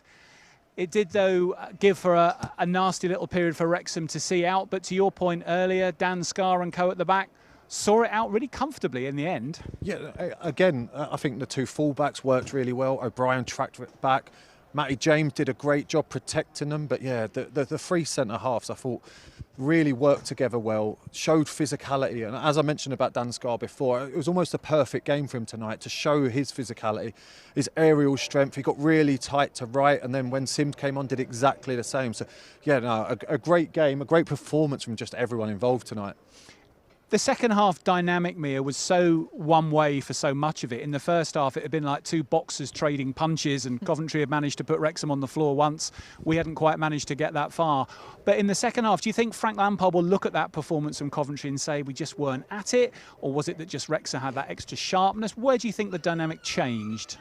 It's interesting. I think Wrexham had a lot of momentum even in the first half, and you sort of felt that feeling in the sort of stadium itself that, we're sort of on top at times here, and we need to take our chances. And you didn't want it to repeat, a number of other games that have happened this season where we just haven't done that. I think there's also a case, in sort of question of asking this Coventry team. Mark said it a few times about, this is a team that hasn't conceded, many goals itself. Also haven't been behind many times in the league, and once you do that to a team and they haven't been in that situation for quite a while, you're going to ask questions, and you're going to have Coventry players sort of looking around going, oh, we haven't been in this moment for quite a long time. And even Frank Lampard to a certain extent, because you can get quite comfy. So I think Wrexham did that perfectly today. I thought they executed the plan to sort of an absolute masterstroke really by Phil Parkinson and his staff, and I think they'll be so happy with what they've seen tonight. Well, the man is in shot. Hello, Phil. Come and join us. Come on to the set. Great to see you. Thank you very much for coming to see us. How do you feel? Yeah, so pleased. Important 3 points for us, as every 3 points are. I thought first half we played well. I felt we were the better team, and we missed chances and didn't take our moments and got punished. And we just need to add that clinical edge to our game in the second half and believe, and we did. And I thought we made a very good team look ordinary at times tonight. Clearly you weren't happy on Tuesday night with the performance intensity and the levels, but you wanted that real Wrexham performance. Yeah. You've absolutely got one from your team tonight. Bless you. Which were the areas that particularly pleased you in the levels? I think Tuesday night, first of all, we put players in who are probably not quite up to speed, and when you pick a team, make so many changes, it can look disjointed. But let's forget that. I wanted to not let that affect us confidence-wise coming in tonight. I wanted to remember the feeling when we came off the pitch at Middlesbrough, how well we played against the top team, and take that into tonight's game. I thought, we changed the shape slightly tonight, and we didn't have a long to work on it yesterday, but I thought the way the lads kind of took that on board, particularly Kieffer and Josh Windas, because they had different roles out of possession tonight, and they did it brilliantly. And they had to, because Coventry are a good team, and if you open the game up against them too much, that they have punished teams this season. So first of all, that work rate on a limited training time yesterday, and discipline and work was good. But obviously, in any game of football, especially a game of this magnitude against the unbeaten team and top of the league, you need your big players to step up to the plate. And Josh Windas 3 assists, and Big Kieffer's got his hat-trick. And the perfect hat-trick as well, Phil. Right foot header and left foot. I mean, that is the ultimate centre-forward delivering for your manager, right? Yeah, listen, he was just colossus, wasn't he? They retained possession really well for us. And the goals were really good goals. The first one is a brilliant bit of play, great cross, and he's got in that 6-yard box. Second one's a fantastic header, and the third one with his left foot, what a finish that is. But a great pass by Josh, bit of disguise on the pass through. And the lads are obviously on a high, and they deserve to be, because it's a big win for us tonight against a good team. And reading all the media leading into this game, that all the hype rightly was about them, because obviously they've scored so freely and they've been dominating games so much. But tonight we stepped up to the mark, and it's a great night for us. I felt in the first half, Phil, that in the stands there was still a huge amount of support and encouragement for your team. The fans seemed to believe in the way they were playing, and even trailing, they seemed to have confidence that it was going to come in the second half. What was your half-time messages despite trailing? Well, more or less same as we've been doing, but come on, lads, we've got to make this keeper work at the very least. We'd had moments where we didn't threaten the goal, and as much as we'd conceded a goal we weren't happy with, there was a lot of moments there that we could have punished them, and we said all we need to do is up the ante in that area, and we can go on and win this game. And you're right with the supporters, they kind of stuck with us, tonight really well, and they clapped the team off at half-time. And I think that's a support which recognised that they were seeing a decent performance against a good team, and that helps so much. It goes into the second half where the players can believe the fans are behind them, and I think the lads kind of responded to that really well. Mark? I was going to say, obviously with Coventry being such the top scorers in the league, I felt like the 3 centre-halves really stuck at the task, limited them to chances. I can't really remember Arthur making a save of note. Is that something that you've worked on, them 3 getting a little bit tighter, winning the physical battles, and getting a bit tighter? Well, you've got to be aggressive against Coventry, and we spoke before the game about those areas are going to be so important tonight, doubling up on the wide players, getting up to the ball quickly, and defending our box well. And I thought those three were brilliant tonight. They really were. And that's great for them, because they've come up against a group of players who've so much talk has been about them, and now people will be talking about our defensive display as well as the attacking one. Defensively as well, let's talk about Dan Scarfield, because he came back in tonight. He's up against the most potent forward line in the league. Can't be easy for him to suddenly slot back in and play a match live on TV of this intensity. Yeah, I remember Dan played last year for us against Birmingham when he hadn't had much football, and he was a bit disappointed in one or two moments early in that game. And I said, Dan, that was an enormous effort from you to play in a game of that speed when you hadn't played. Tonight, obviously, he had the Middlesbrough game, which he came on and did really well. A lot of people said to me, well, why didn't Dan Scar play on Tuesday? But if you've just played your first game for a while on Saturday at Middlesbrough, Mark knows, outfield players, and then I go 90 minutes to Dan Scar Tuesday, he wouldn't have been able to perform like that. And I think that's just kind of sometimes what supporters have got to understand. There's a logic and there's a process to our thinking, and that's that particular instance, that was the reason.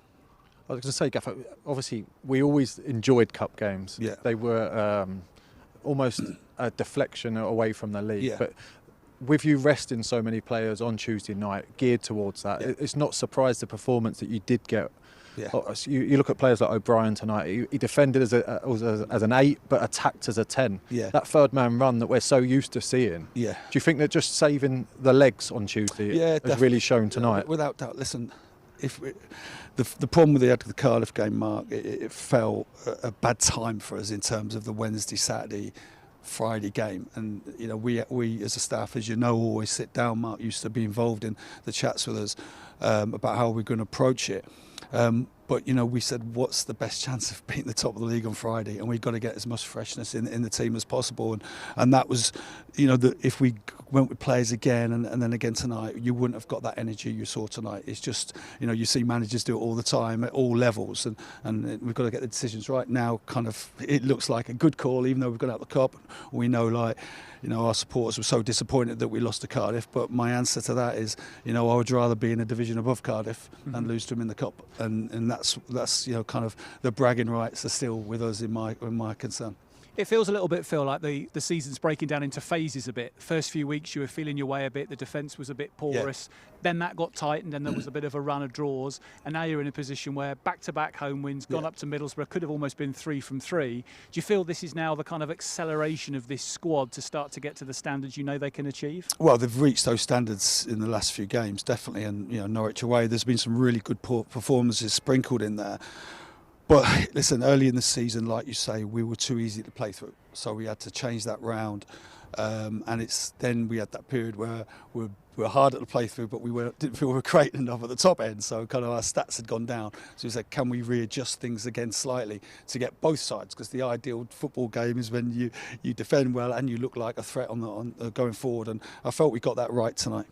Phil, huge congratulations. Thank you. Great performance, great win, and thanks for coming and joining us on Matchday Live. Well done. Thank you very much. Wrexham manager Phil Parkinson. Delighted man, and why shouldn't he be? It has been a very happy Halloween for the Wrexham gaffer. Let's have a look at the statistics from tonight's match. They should make for fairly pretty reading if you are a Wrexham supporter, because this has been a performance which the fans, I'm sure, will be talking about for some time into the next few weeks. Arguably the pick of the season so far. Possession was actually edged by Coventry over the 90 minutes, and they did have more shots, although most of those were in the first half. Only of the 18 shots, though, 5 on target, and Arthur Okonkwo wasn't tested that often in the second period and had little chance with Coventry's second, just a couple of minutes from time. Wrexham didn't force a huge number of corners over the 90 minutes, just the 3, but there was plenty of attacking intent coming down both flanks. Kabori extremely powerful down the right, and lots of creativity, as we've been discussing, from O'Brien and Windas. Mia, any reflections on those numbers? Yeah, I think the successful crosses has only gone up by 1, but I'm pretty sure that 1 is obviously the Windas into Kieffer Moore. So it just shows, I spoke about it at half time, felt like that was the difference, those balls into the box. and it just was on that occasion, obviously, but also the sort of different types of goals, different ways of playing. I think Wrexham have really shown that variety in their play tonight, and shown they can hurt teams in different ways, depending on obviously how the opposition faces them up, and that's something maybe possible other external sources have said that maybe that isn't a feature of Wrexham's play, but I think it certainly is, and it has to be in a division like the Championship. Let's have a look at the defensive stats with Mark then and see how Wrexham managed to do enough. If you concede 2 against Coventry, then clearly you've got to make sure your attack is firing on every cylinder. And in Windas and in Moore in particular, Wrexham were doing that tonight. But defensively, well, Coventry making more interceptions. The clearance is fairly balanced, and the aerial duels as well. Mark, how do you see those defensive stats? I think the stats show that it was a very entertaining game for both teams. I think that there was minimal chances, but Wrexham really showed that cutting edge. They were ruthless when they attacked second half. I think that at half-time, Mia and Mia both questioned the quality of crosses that were coming in the box. I think second half you've seen a bigger improvement in that. You've seen Windas with 2 very good crosses for the 2 goals.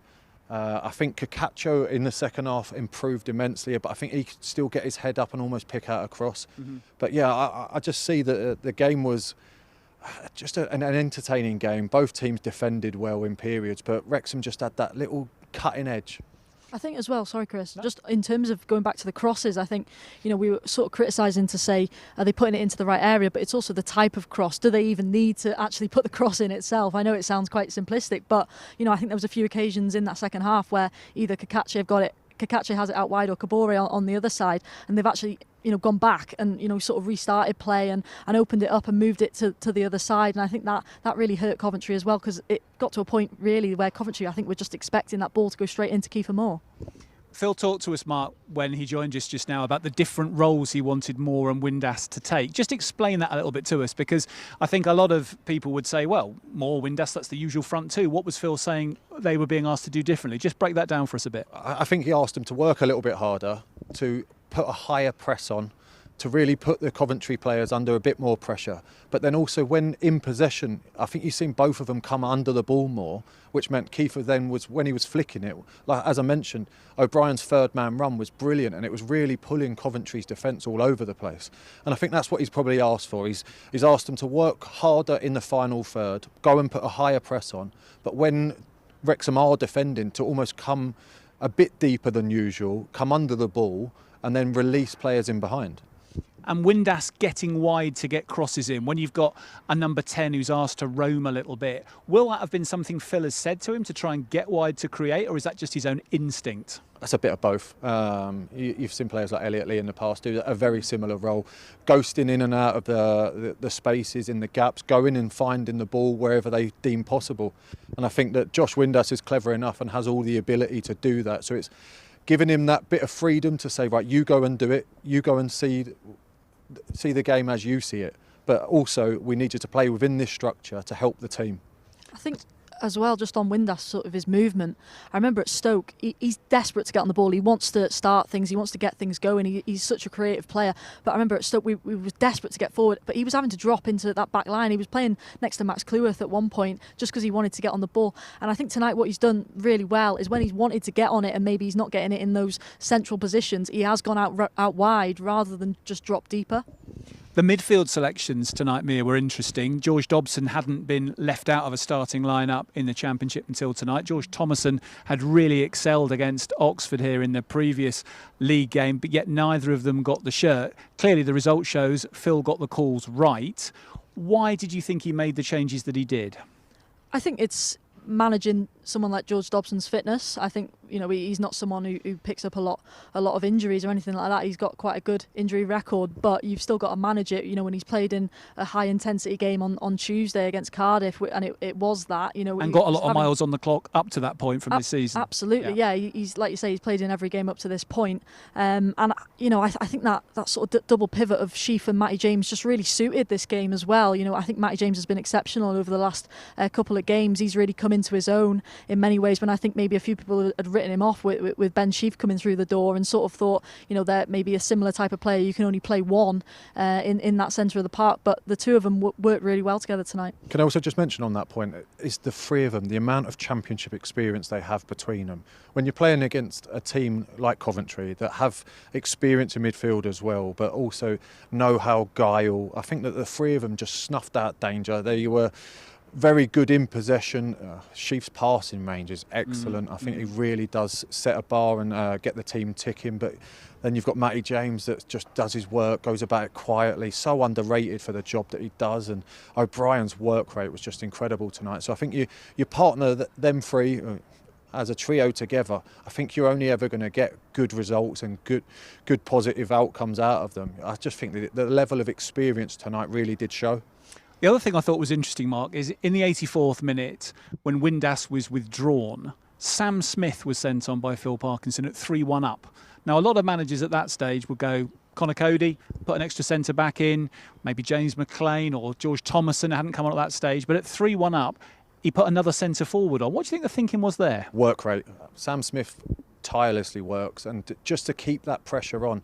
Sometimes it's very easy to put another defender on, but you end up dropping 10-15 yards deeper, where when you put a striker on, it's a bit of a statement of intent of we're still after you here. We're not just resting on our laurels and saying 3-1's enough, or we're going to defend our box and hope for the best towards the end of the game. When you do put a striker on, especially someone like Sam's ability that will run around, he'll win headers, he's physical, he's fast, he'll put you under pressure, and he's also got that know-how to run the ball into the channel, to time waste as well. So I think it was a very, very astute substitution. I think it's obviously paid off. It keeps a man on him as well, doesn't it? I think otherwise you might see Kitchen, head up and find himself in the box, and you never know what can happen when that sort of happens late on in a game, where there's a bit of panic maybe because we're only leading by the one goal. So I think it's a brilliant change by Phil Parkinson. If you're just joining us on Match Day Live, where have you been? Wrexham have beaten Coventry City here by 3-2. An outstanding performance from the Red Dragons, particularly in the second half. A hat-trick from Kieffer Moore, one with his right foot, one with his left foot, one a header. The complete hat-trick in every sense. And all three of them created by his strike partner, Josh Windas, who I can see is coming up to join us in the Matchday Live studio now. So we'll bring him in. He's going to grab a mic and join with Mark, Mia and I and give us his reflections on his evening's work. Josh, really well done. Many congratulations. And thanks for coming to join us at Matchday Live. How's that dressing room? Yeah, obviously happy. Obviously we've had a few poor results and not many wins. So yeah, to be top of the league tonight was obviously a bonus. Did you feel as you came out tonight that there was a kind of another gear in the atmosphere in the stadium? Did it feel like it was coming through to the players even before a ball was kicked? Yeah, the crowd is always great with us. Obviously you'll know that more than anyone. So obviously I've not experienced many wins here yet. So to come and win here tonight, obviously with a good performance, especially the second half, it was enjoyable. When you come up against an unbeaten side, free scoring at one end, tight at the other, what kind of conversations do you have as players about where you can hurt them? Yeah, I think it was more the fact that not to respect them too much. Obviously I've played at this level for quite a while, and there's much of a muchness between the teams, to be honest, so we just had the belief that we have better players than them and we can go out and show it. In the first half you were hurting Coventry, the goal wasn't quite coming, but the crowd were still, I think, believing that if you kept up that level of performance it was going to come in the second half. Was anything tweaked at half time, or was it just about wearing Coventry down and doing the same things? I think we just went a little bit more aggressive off the ball and pressed a little bit higher. Obviously we won it back high up quite a lot and got the ball into dangerous areas where it was quite easy to make chances. And Josh, just want to ask you about the partnership. Obviously you've assisted 3 of Kieffer's goals tonight. How are you finding that sort of duo, and have you ever actually played with a striker like the sort of Kieffer? I've actually played with Kieffer before, so I obviously knew his game quite well, and he's massive and he should kick it near his head. and he should have a chance to score, so yeah, I'd rather it be the other way around and I scored all 3, but it is what it is. You end up with like a bit of a free roll in the second half of being able to get in the pockets a bit better. I think first half it was a bit difficult, it was a bit tighter, weren't it? Yeah, do you get that naturally, or is that something that feels encouraging you to do? Yeah, well obviously naturally I like to play a little bit deeper, but tonight the gaffer wanted me a bit higher up the pitch and not to kind of go too deep and suffocate the midfielders. So yeah, I tried to play as high up as I could and drop in a bit later so that it was hard for the defenders to pick me up. So yeah, it seemed to work a bit better in the second half, but yeah, hopefully it carries on. I love the balance of when you did drop deeper, O'Brien then made those third man runs. I think that balance of having that understanding that when you do that, he can then release. Yeah, well, obviously he's got loads of energy, so when I see him go or when I go, we kind of know to kind of swap roles. So yeah, obviously he does a lot of running and selfless running, so when he goes, I just fill his gaps. He's massive, so you just kick it near his head. I love that analysis, Josh. Bringing a bit of Sunday League into top-class Championship football. If obviously I know the quality I've got, and if he finds himself at the back stick, if I can get it in that sort of region, then obviously there's not many better at this level than him at the back post. So obviously the first one was quite an easy one, but the second one I knew he would be round about the back stick, so I just tried to guide it in so he could. He actually had an easier header at Middlesbrough that he should have scored, and tonight he scored a harder one. So we'll forgive him for that one, Josh. We'll forgive him for that one. Yeah. Having gone to Middlesbrough and got the point, won tonight, beaten Oxford last week, is there a sense in the dressing room this is a kind of next phase now for this team, and if not a kind of turning point, a statement of intent to the division that you've found your groove? Yeah, I think there's a sense that we obviously need to improve as well. We've got a top team for the level, obviously. We've come up from League One, but a lot of the teams changed, and we still have a team that can definitely compete at the top of this league. So I think we need to believe that more, gain a bit more possession in games, have a bit more control. Because I think we've played a bit like we're a lower league team in a few of the games and lacked a bit of belief. But hopefully we can change that round and get that mentality into the group. And now that you've gone and won this game, got up the league table, put a bit of a statement out before the rest of the teams play tomorrow. It's an opportunity for teams now to stop and look and say, blimey, Wrexham have managed to stop Coventry where 12 other teams haven't. We've got to start looking at this team a bit more closely, perhaps. Yeah, I think everybody knows when they look at our 11 and our squad that we have good players, but that obviously doesn't always buy you success. You've got to go on the pitch and prove it and obviously work on it. So yeah, we're not in any disillusion that we're going to just beat everybody, and we found it tough at the minute, but hopefully we can pick up wins and carry on. Just finally, how's Kieffer in there? Yeah, he's obviously happy. He's running around getting his ball signed, and yeah. Do you get the corner flag signed or something for a hat trick of assists? I was gutted. I wanted to score the other three, so he's obviously had an amazing night. He's a top player at this level, and hopefully he can score a lot more. He owes you some now, though. No, he's target man in the goal scoring. He can have them all. And whoever's got you in their fantasy league team tonight, Josh, they've had a good night with the points as well, so I'm sure they'll be pleased with you. Cheers, thank you. Josh, congratulations. Great performance, great win, and thanks for joining us on Matchday Live. Wrexham's number 10, Josh Windas, the man with the 3 assists tonight for the hat-trick from Kieffer Moore. Let's have a look at the league table, because it makes for pretty reading if you are a Wrexham fan. Of course, most teams are playing tomorrow, but Wrexham have had the chance to propel themselves into the top half, and Coventry now have the first one against that L column. Frank Lampard's run of unbeaten matches comes to an end in North Wales. It's still a pretty good position for his team to enjoy, still above that 2 points a game threshold. But there are Wrexham up into 11th in the table. Played 13, won 4, drawn 5 and lost 4, and a level goal difference. It almost feels, looking at that table now, Mia, that this is probably a fair reflection of the slight roller coaster we've had in the early weeks of the season, where for every Stoke performance that have left the fans feeling a little bit flat, there's been a really strong one like Norwich or Millwall or tonight, and perhaps this is starting to feel like a fairer kind of equilibrium for where the team is up to at the moment at this level. Yeah, I think so. I think, you always want to be obviously in that top half, so nice to sort of get over the line in terms of getting there. And I think, it's just such a random sort of league at the moment. You can't really predict anything. I think that this result tonight will probably send a few shockwaves across it, in terms of looking at Coventry and Middlesbrough as the sort of outliers at the moment, in terms of, them just in great form and almost running away from it. But then, we've touched on it before, looking at the Premier League sides that have gone down, they haven't hit anywhere near where you think they would have so far this season. And that's the Championship. It can just flip on its head in a matter of games. And, for Wrexham's sake, you've got to hope now that that's a huge statement, and they can just take so much from it and move even further up in that table.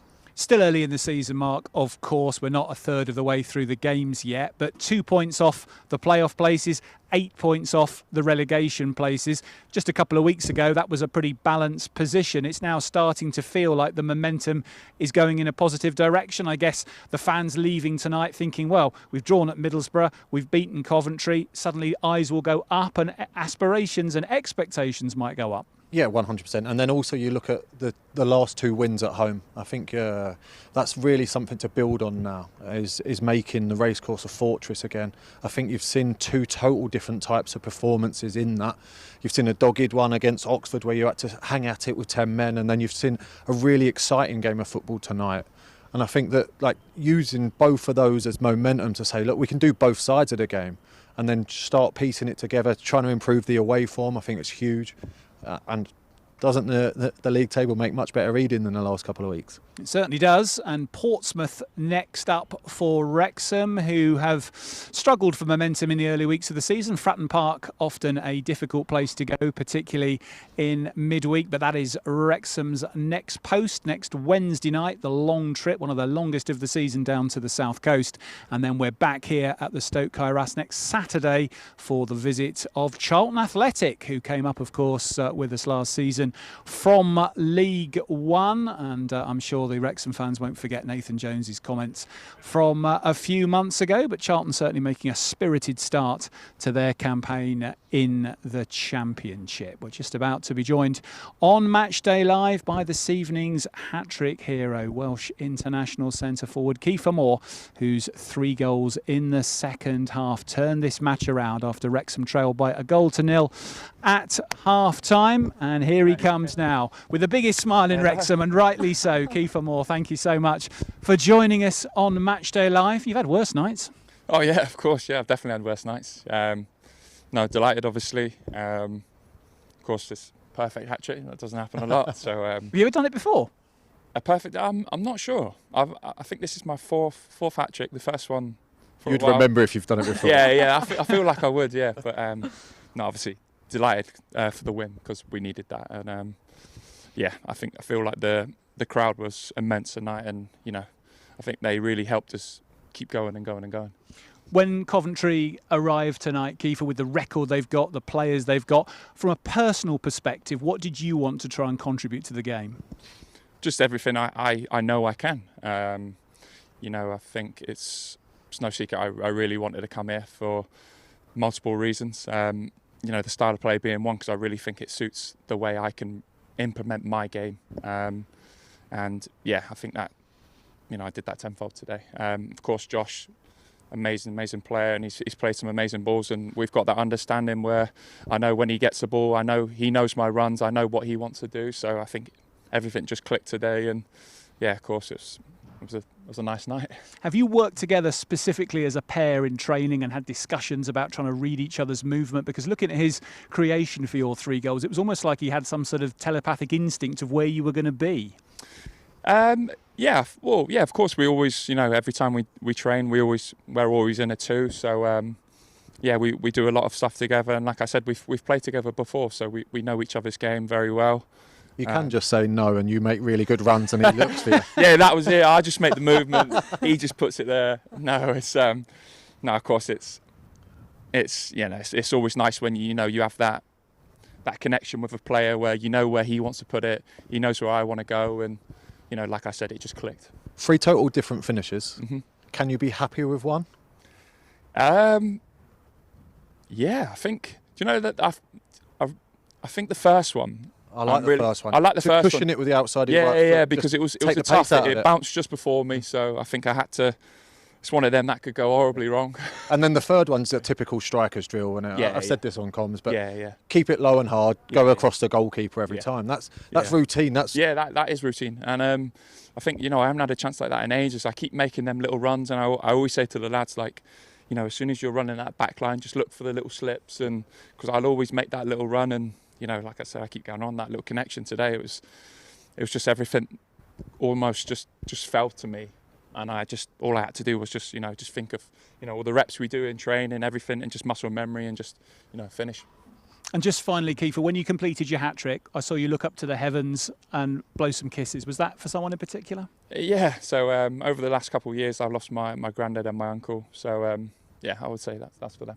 Fantastic. Well, Kieffer, thanks so much. I'm sure they'd be hugely proud of you tonight. I know everyone in this stadium was. Thanks for giving everyone a night to remember. Thank you very much. Cheers, guys. Wrexham striker Kieffer Moore giving us his reflections on Match Day Live. Hat-trick hero tonight as Wrexham turn the tables on Coventry City. I think it's going to be quite an evening in the town centre this evening, and Kieffer and Josh Windas, who've joined us on Match Day Live, will be the toast of many a pint. He looks a happy man, and rightly so, Mark. It's a tough life at times being a footballer. People will be quickly on your back. Social media, we know, can be challenging. A night like that, though, must make it all worthwhile. Yeah, there's plenty of highs and lows, but yeah, when you go out and put a performance in like that, I think everyone can see the character that you've got, the determination, and what it actually means to you. I was so impressed with everyone in that team tonight. The way that everyone's responded to the criticism of the Tuesday Cup game. I think that they've gone out there, and Phil always says it's a proper Wrexham performance. It's what he thrives on. So, yeah, everyone out there tonight's done brilliant, and I think that the way that they've got together but changed the tactics as well, they've improved, they've adapted. It's a very intelligent game. The Wrexham fans love a striker, an Ollie Palmer, a Paul Mullin, Sam Smith last season. Was this the night that they fell really in love with Kieffer Moore?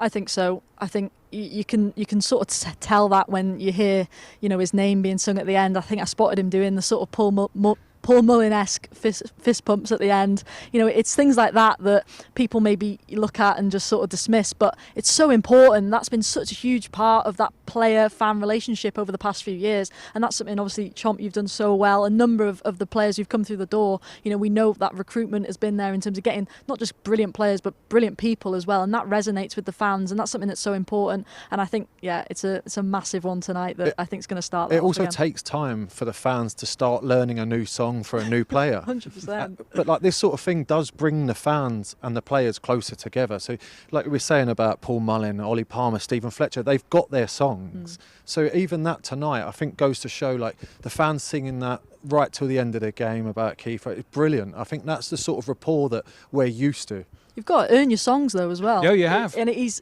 done more than earned one tonight. I think he's earned maybe 3, maybe. I tell you what, I think Mental as Anything will be pretty chuffed that their Spotify downloads might just have gone up a few fold in this neck of the woods anyway, with Live It Up getting a few plays tonight, I would imagine. Let's have a look at the fixtures elsewhere in the division tomorrow before we close on Match Day Live tonight and see where else the points might be battled for tomorrow. Millwall have been going very nicely in the division under Alex Neil, experienced at this level. They make the trip to Oxford United, keen to keep up the pressure on Coventry City and Middlesbrough. Bristol City have also been asking questions at the right end of the table. They travel to Stoke, another team who have impressed in the early weeks of the season. Sheffield Wednesday, of course, have got it all to do, having had that points deduction for going into administration. Here's hoping that a buyer can be found quickly. They make that difficult trip to the Hawthorns to face West Bromwich Albion. We're pretty much done here on Match Day Live. Paul Challoner and the ground staff have got the lights on the pitch. The rain has relented after a brief cameo appearance for the Wrexham Brollies. And Mark Howard, your short stint with us covering Andy Morrell is pretty much coming to an end. Give us your final thoughts before you head back to life at Salford. I think Andy's much relieved that my stint's come to an end. Why? He thinks he's been replaced, clearly. No, I've thoroughly enjoyed my time. Thank you very much for having me.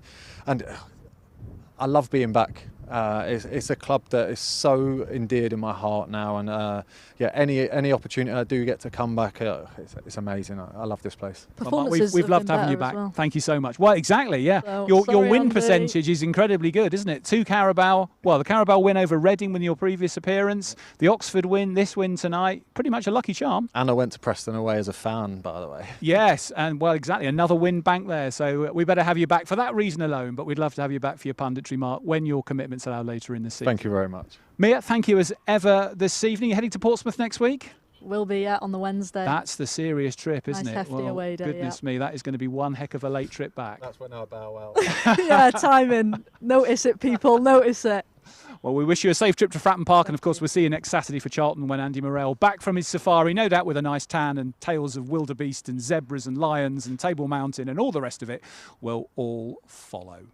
So Halloween adventures here at the Stoke Kairas this evening. The stadium was certainly a cauldron of noise as the home fans backed their team to find a way back into this game. They absolutely did that, because the racecourse proved to be a graveyard for Frank Lampard's Coventry City. Unbeaten till they arrived here, they came with plenty of tricks up their sleeve. But in the end, 3 treats from Kieffer Moore sent them packing with nothing.